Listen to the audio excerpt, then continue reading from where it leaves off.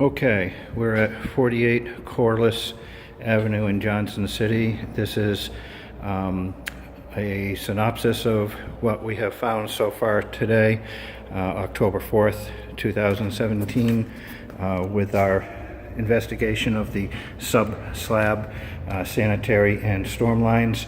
This is the former restroom area at the very end of the building. I guess that would probably be northwest end. There's a toilet flange here, some other kind of flange there. The first flange closest to us, we're not able to get the camera through, too much debris there.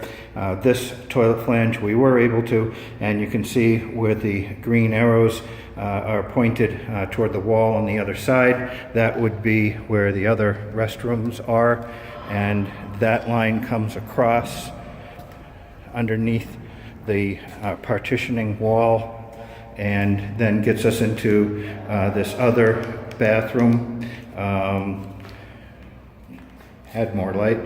Anyway, it comes from through that wall, picks up that toilet flange, picks up those toilet flanges, and then the clean out is right here, and then it goes out at an angle through the wall. 4-inch pipe. We come out on the outside corner here, and we located it at this point approximately 15 inches below grade, below the surface. And then we came out and we're headed at a diagonal out into the middle of the area. As we turn back this way, we see a couple of structures over here, and the first one in this area was exposed and was found to probably be a part of the old steam heating system. Has a ball in there. I would suspect that to be a ball check, backwater check valve of some kind, maybe anciently years ago, but it has nothing to do with the sanitary at this point. But right behind that, over here, we found another clean out. This is a 6-inch pipe going down into underneath the slab, and then that comes out at a 15-inch depth. We located that point. It looks like we're probably going right alongside of that other structure, and then right almost down the middle of the grade level floor here. We came over and we looked at the first roof drain drop here, and this one was opened at the base and is jammed full of rust, scale, sediment, so we were not able to pursue that. We come back into the middle and we come down and we chased the main line located at this point, 17 inches below the surface. This point is where the toilets come in on the left. It's about 18 inches deep, and then as we move forward, we located it again here at 20, as you can see. Tried to locate it every 10 foot, 23 inches here. And then when we get even with the next roof leader drop at about a 24-inch depth, we can see here is where the roof leader joins in. That was opened, investigated. That's a 4-inch line running across here into the 6-inch, and there's a drop into the top of the 6-inch, which is why you see the difference between 17 inches on the 4-inch and 24 inches on the 6, is because the 4-inch comes into the top of the 6 at this point. We continue on down toward the other end. We see here we're at 22 foot 2 inches. Here we're at 2 foot 5. Here we're at 2 foot 7. Here we're even with the next rain leader down. This would be the third one. That was also opened, investigated. Comes underneath the slab at a depth of 11 inches. It's a 4-inch pipe, 11 inches all the way over, and then it drops into the 6 at this point at a 3 foot 1 inch depth. We continue on. Got 3 foot 2 here. Got 3 foot 4 here. Got 3 foot 6 here, and this is where we run into our fourth rain leader drop here. This one, as you can see, does not come across to the 6. Rather, it continues as a 4-inch with a 10-inch here depth, and that continues straight, and it parallels the 6-inch line, probably about 8 feet apart.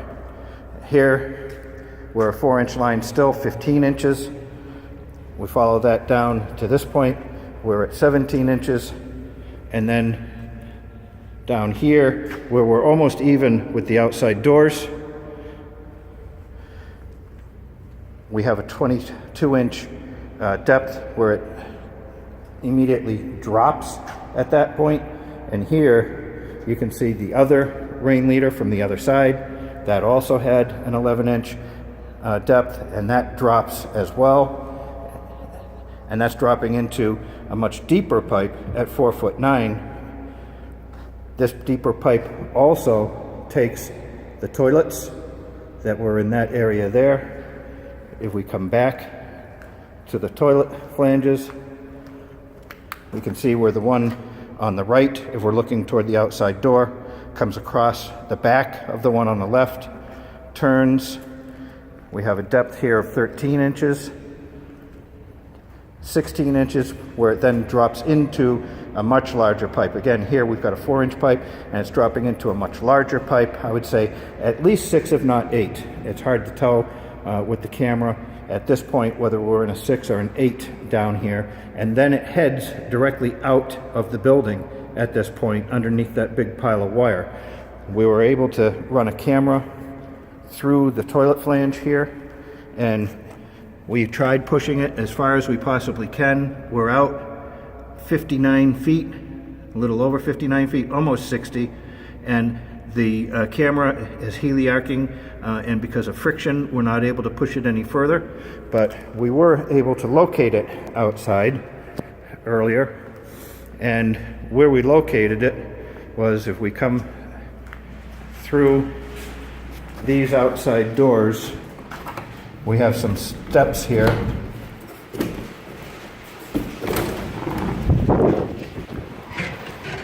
And when we get outside, just to the right of these steps, this is Willow Street. Just to the right of these steps, we were able to locate it right here in the sidewalk, marked it with an X at a depth of about 4 foot. Looking back at the building, you can see there are the steps that we just came out of. That's the door. We marked a green line on the side of the building, and then here in the grass, we marked another X where we located again. That was a depth of 3 foot 10 inches. So at 60 feet, we've got to be in the middle of Willow, and looking out at Willow, there is a manhole right there. That car just drove over it, and there is a green painted line coming out of that manhole. I would have to think that this is where your line empties into, would be that manhole. Even though I'm not able to quite push the camera that far, that has to be where it goes.